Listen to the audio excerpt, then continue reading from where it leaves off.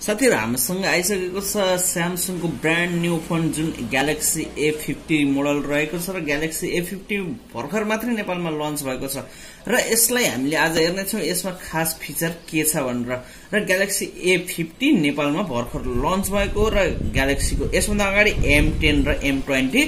lunch भइसकेको छ र M30 अझै नेपालमा लन्च भइसकेको छैन र यस्तैमा ग्यालेक्सी A50 मा के छ फिचर कति प्राइस पर्छ नेपालमा र कति प्राइसमा हामीले यो पाएका छौं कति इन्टरनल स्टोरेज छ कति यसमा क्यामेरा छ के छ भनेर हामीले विस्तृत जानकारी दिनेछौं तपाईहरुले हाम्रो भिडियोलाई अन्तिमसम्म हेर्नु होला र साथीहरु यदि तपाईहरु हाम्रो च्यानलमा नयाँ हुनुहुन्छ भने कृपया हाम्रो च्यानललाई सब्स्क्राइब गरी साइडमा आउने बेल आइकनलाई प्रेस गर्न नभुल्नु होला यसको बाहिर लेखेको छ स्यामसङ ग्यालेक्सी A50 यहाँ कलर ब्ल्याक लेखेको छ भने यसको पछाडी हेर्दाखेरि यसमा इन्फिनिटी यू डिस्प्ले लगाएको छ ट्रिपल क्यामेरा छ अन स्क्रिन फिंगरप्रिन्ट छ 4G छ भने 25 मेगापिक्सल क्यामेरा छ 5 मेगापिक्सल र 8 मेगापिक्सल गरेर ट्रिपल रियर क्यामेरा रहेको छ भने 25 मेगापिक्सलको फ्रन्ट क्यामेरा पनि यसमा छ र यसमा 64GB मेमोरी र 4GB र्याम रहेको छ र यस्तैमा साथीहरु यसको भित्र कस्तो छ यसको लुक्स भनेर हामीले हेर्छौं र के छ कस्तो छ तपाईहरुलाई सम्पूर्ण जानकारी दिन्छु म तपाईहरुलाई पहिला अनबक्सिङ गरेर देखाउँछु जस्तै यसको प्याकेट खोलेर हेर्छु म प्याकेट खोल्दाखेरि मोबाइल यहाँ देखिएको छ मोबाइल हामीसँग कालो कलरको छ निकै स्टाइलिश पनि देखिएको छ र यहाँ यसमा छ एउटा ब्याक कभर छ निकै सफ्ट कभर छ यसको लागि यसले हाम्रो मोबाइललाई निकै प्रोटेक्ट गर्नेछ यसले म साइडमा राख्छु र यहाँनेर छ वारेन्टी कार्ड रहेको छ र यो युजर म्यानुअल रहेको छ यसलाई पनि साइडमा राखे र मोबाइललाई हेरौं हामीले मोबाइल भने निकै स्टाइलिश र निकै शानदार तरिकाले यसले राखेको छ निकै राम्रो छ पछाडीपट्टि नीलो नीलो कलर देखिएको छ ब्ल्याक कलर भनिएको छ मोबाइलले तर पछाडीको भाग यसको नीलो नीलो टल्किने खालको छ र यसमा चार्जर रहेको छ एउटा अनि हेडफोन पनि छ यसमा र यसमा छ एउटा USB type C data cable यसलाई पनि साइडमा राखौं र मोबाइललाई हेरौं मोबाइलमा खास फिचर चाहिँ के छ भनेर मोबाइल भने निकै स्लिम र निकै नै राम्रो देखिएको छ र साथीहरु यसमा तीनवटै क्यामेरा छ पछाडी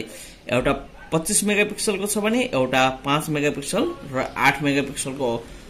क्यामेरा छ भने यसमा तलपट्टि LED फ्ल्याश रहेको छ र यसको तल हेर्दाखेरि यहाँनेर छ टाइप C USB पोर्ट छ भने यहाँनेर हेडफोन ज्याक छ यहाँ माइक छ र यहाँनेर स्पिकरको प्वालहरु रहेको छ र यहाँ साइडमा हेर्दा यहाँ अन अफ बटन छ यहाँ भोल्युम प्लस माइनसको बटन छ भने यहाँनेर सेकेन्डरी माइकको प्वाल रहेको छ र यहाँनेर इन्फिनिटी यू आकारको डिस्प्ले माथि सानो नोच आकारमा सेल्फी क्यामेरा रहेको छ भने यहाँ माथि स्पिकरको प्वाल रहेको छ र यसलाई म अन गरेर हेर्छु अब र हामीसँग यो मोबाइल अन भइसकेको छ र म यसलाई अन गरेर हेर्छु निकै नै राम्रो निकै नै स्टाइलिश देखिएको छ र एमोलेड डिस्प्ले हुनाले निकै क्लियर देखिएको छ फुल डिस्प्ले छ यसमा र हामीले यसमा चलाउँदा पनि निकै सफ्ट तरिकाले चल्छ यो मोबाइल र यसमा सफ्टवेयरको कुरा गर्दाखेरि सफ्टवेयर के छ एक्चुअली म सफ्टवेयरमा जान्छु यसमा UI भर्जन 1.1 रहेको छ भने एन्ड्रोइड भर्जन 9 रहेको छ 9 लेटेस्ट हो र यसमा सम्पूर्ण अहिलेसम्म आएको सबै गेमहरु सबै एप्लिकेसनहरु यसमा राम्रोसँग चल्छ र यसमा निकै नै स्टाइलिश तरिकाले यो देखिएको छ र यसको क्यामेरा 25 मेगापिक्सलको भनेको छ क्यामेरा चाहिँ कस्तो छ म एकपटक क्यामेरा ओपन गरेर देखाउँछु म तपाईहरुलाई र यसका केही स्याम्पल फोटोहरु चाहिँ यस्तो रहेको छ र क्यामेरामा पनि यसमा धेरैवटा फंक्सनहरु रहेको छ तपाईहरुले यसलाई फंक्सन आफ्नो तरिकाले स्लो मोसनको भिडियो पनि बनाउन सक्नुहुन्छ भिडियो खिच्न सक्नुहुन्छ धेरैवटा फंक्सनहरु छ तपाईहरुले आफ्नो तरिकाले क्यामेराहरु चलाउन सक्नुहुन्छ र यसको क्यामेराहरु कस्तो छ के छ भनेर म अर्को भिडियो तपाईहरुलाई बनाउन दिने छु यो अहिलेको लागि र मोबाइल निकै नै स्टाइलिश र राम्रो देखिएको छ स्लिम पनि छ चलाउँदा राम्रो छ चलाउँदा पनि सफ्ट तरिकाले चलेको छ र साथीहरु यदि तपाईहरुलाई यो मोबाइल चाहिँ कस्तो लाग्यो मोबाइल अवश्य पनि मन पर्यो होला र